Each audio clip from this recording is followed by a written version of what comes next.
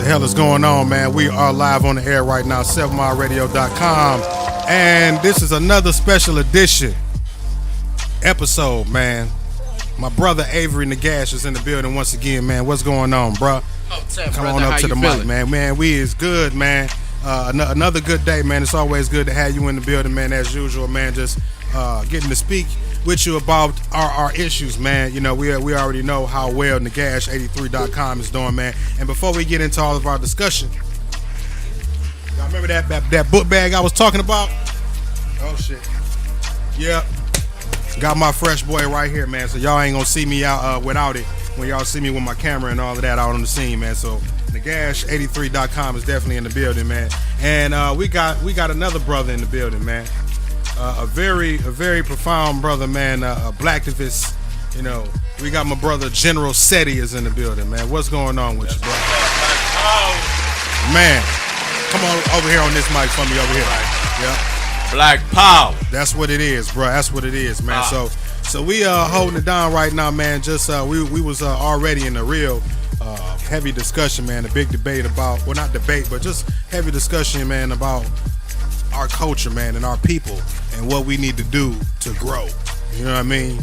So you know, we got a lot of issues that's going on out here on the forefront of our community, man. Police brutality, population control, man. We got all kinds of things, man. Before we get into that, let everybody know about yourself, man, and what you represent, man. We got a lot of things, man. I've been scrolling through your page. I see you active in a whole lot of different areas, man. So just give everybody a synopsis of what you're about, brother. All right, then. Thank you for having me on, most definitely. Man, the pleasure is mine. 7 Mile Radio, Detroit is in effect, in full effect. And so I'm so proud to see so many young blacks, you know, in Detroit, man, that's doing positive things in all areas. But, you know, I've been a part of the black liberation movement, African movement, for over 30-some years now. You know, I was brought into it by my uncle, who introduced me to Dr. Yosef Ben Yakanan, Dr. John Henry Clark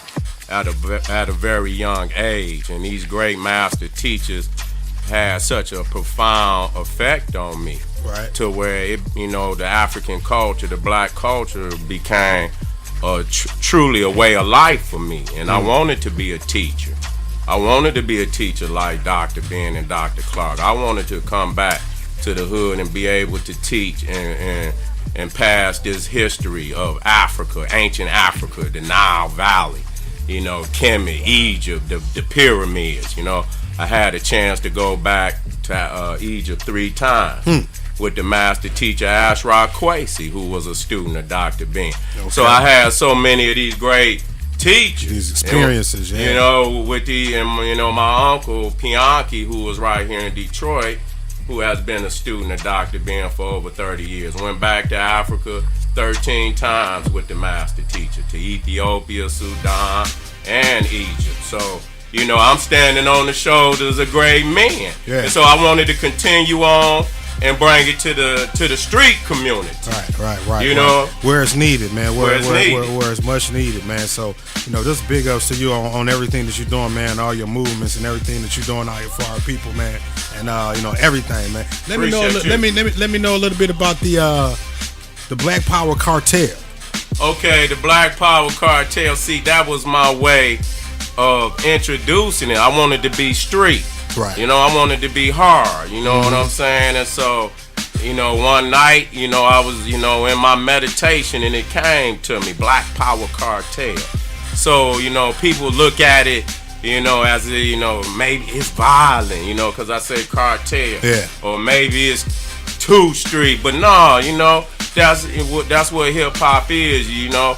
You define your reality, you know what I'm saying? So cartel is a way of saying, no, this ain't no choir boys, you know, these ain't just no book niggas.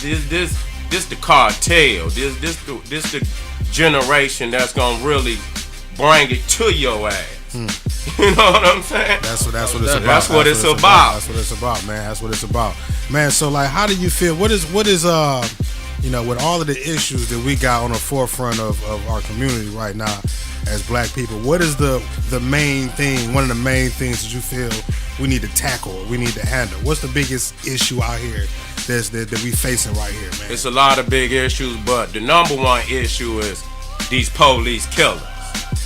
We can't wait to stop this. Yeah. We can't wait to catch up in no other sector of society because we ain't gonna be here. We have to deal with the way that they're killing our people out here in the open. Just every day, every week, massive killings by these police, and that's just what's caught on the camera. Yeah, and then not only that, I mean, we all know that not only was this thing going on way before it was an end thing in the media eye. That's right. But now that it's not so much of an end thing in the media eye, it's still going on without getting as much national attention. The nation is just not paying attention to it as they were when in the Sandra Bland, Mike Gardner, Trayvon Martin eras of it. They don't care. And if people don't see, it's just like with the lynchings. Well, after a while, people see that there's not going to be any justice. They just fall into line. All the hooping and hollering, about killing all. Nobody's done nothing in reality. So we talked. How many didn't fail? How many did Trayvon Martin? We say we was going to do. Then nothing happened. Another black came along and got murdered even worse. So they didn't call our bluff. You can't call that bluff no more. You ain't going to do shit. So now what? You're going to have to really see, where your heart lies. Right. And so as long as the fear of the white man is greater than our love to be, our quest to be free, we're not going to be free. Our quest for freedom must be stronger than the fear of the white man. Or we'll never move. We're going to have to see him to get where we need to be. We're going to have to see him to cross that bridge. We are more scared of the white man than we want to be free from. That's true. Not for all of us, but for most of us. But as a whole, because there's more people that's scared than there are people that are educated and they're not afraid. As a whole, that's right. Because if we apply the whole "we are only strong as our weakest link" theory, which actually applies, you know what I mean? When you go back to the Willie Lynch, we gotta strengthen up. When you go back to the Willie Lynch, when he put the message down to them white Southerners, this is how you're gonna have to do. You're gonna have to terrorize and it tell you in there. You're gonna have to throw all your emotions out. Because what you gonna do to these people, you can't think twice about it, even though it's the most brutal shit you ever done. Even though you've been brutal, you're gonna have to do things to these people in front of their families, in front of that's gonna strike fear in everybody. You know why? Because that's the indoctrination, that's the technique that they use on us to get us in the position that we in. Well, did they not burn our homes down with our kids in them? Did they not use our children for gator bait? What you know about that? You know about it. Yes, sure. So what I believe is that even during slavery time, we were always placed against our brothers. You feel me? Our brothers was always viewed in our eyes as the enemy, and we still have that same views today. Just watching the news and just seeing all of the killings and all of the senseless murders that are happening here, not only just in our home city, but other cities as well. We have lost the human side of humanity, and we have lost sight that our brothers and our sisters are not the enemy, but our family and allies. Right. And so until we can stop killing each other, restore that. We need to restore back to, looking at each other like brothers and sisters. Man, we our black women, for example. Yes. Whenever they are around any of us, they should feel protected. They shouldn't feel at all times like, I don't know this dude. I'm scared. I don't want to walk up this block because it's two black dudes down there. We got to get Why back. do we got our sisters feeling like how? We got to change that. Got to change it. But you see, the older G's, you know, that was murdered during the 90s and late 80s. Those are our lions. Just like Marcus Garvey, Malcolm X, Khalid Muhammad. You got to get them off the scene quick.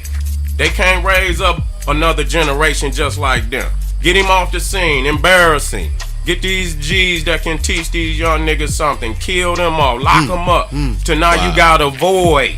You got to avoid. Not only kill them and lock them up, but as we spoke on earlier, create a situation in the system where the black women can thrive without them. Like you can't have the black man in the house in order to get these benefits. Certainly, you can't have the black man in the house to receive these, to be eligible for these type of living conditions. When the black man was in the household, you could just see the difference that it brought to the family structure. When the black man and the black woman was unified and one, like a threefold cord, they was together. Right.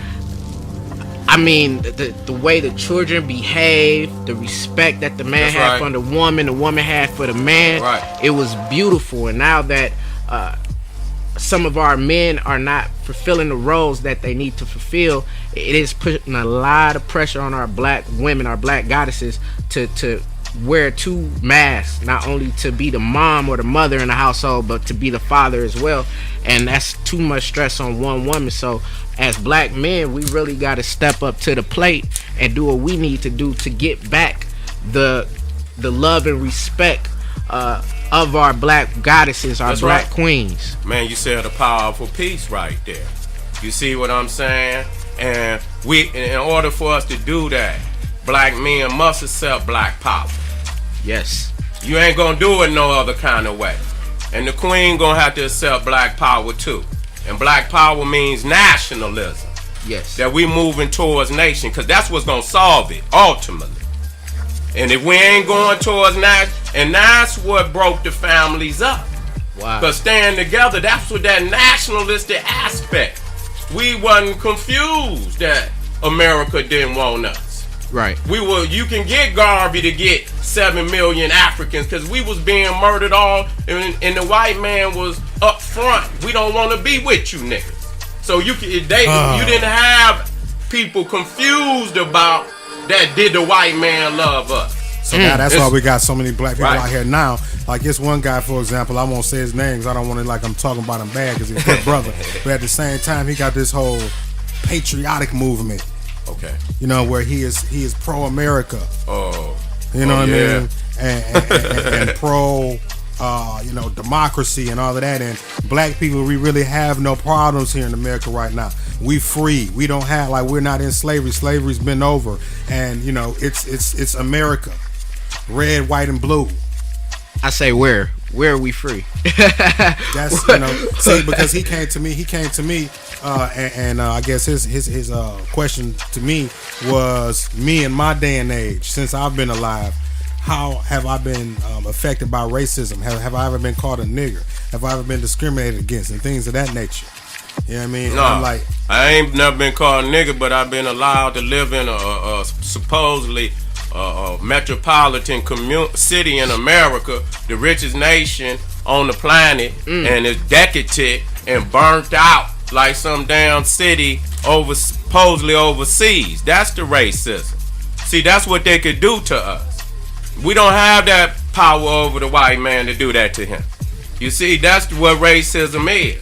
It's that money. If you had it's the money, power. That's the power. That's the power. The power even greater than the money. Woo. Because the power make you say, nigga, this is what my money. This is what you better have in your hand when you come in the store. If you don't have that in your hand, you ain't getting shit, and I might shoot you. That's power. That's power. And that's power. what people follow. The power. Right, the power. The power. It's not the and money. And you know what? It's the power. How you get power? Force and numbers. And you got to have an initiative and the will. If you got the will, the initiative is black power. Yes. The numbers and the initiative will make the force. And with the momentum and force, now you got power. Because now I say, not only am I saying I want to be free, if you don't free me, I'm going to kill you. I'ma kill you. Because I got numbers, I got an initiative, black power, we got will, we want to be free. We're not asking you, and we got the numbers, and we ready to put the force behind it. Black Wall Street. And the momentum, and that's power. That's power. That's power. You That's make Black them, Wall Street. You make them fall in line. And so we got to be moving towards nationalism. Start right with your city. Start in your house. But if you take over the city government, you will make it a lot easier on all black business owners, citizens, schools, independent schools. You will make it a lot easier on the community if you empower the mayor, the city council. We have to be taking those institutions back. Yes. We can give these schools to Africans that got blueprints on the table that can pop something up. You ready to pop it up? Okay, you can have this school right here. I'm going to give you so long, I'm going to even back you. Get it up and running. That's an institution for Detroit. That's what we supposed to be doing. You see? But get into power. You think about running. Think about running. Look at you. You ready? I'm serious. Wow, thank you. I'll help you. Wow. That's what it is, man. That's Did it. I That's just it. What did you just get yourself into? What Put your happened? name on the What? Put your name on the ballot. I'm a back. We got to This is take a Avery break, Negash. man, on Avery's behalf on that one, man. So y'all stay right there, 7mileradio.com, man. General Seti and my homie Avery Negash from Negash83.com is in the building. Okay. We'll be right back, man. Wow. Now tuned in to 7 Mile Radio. I don't give a fuck.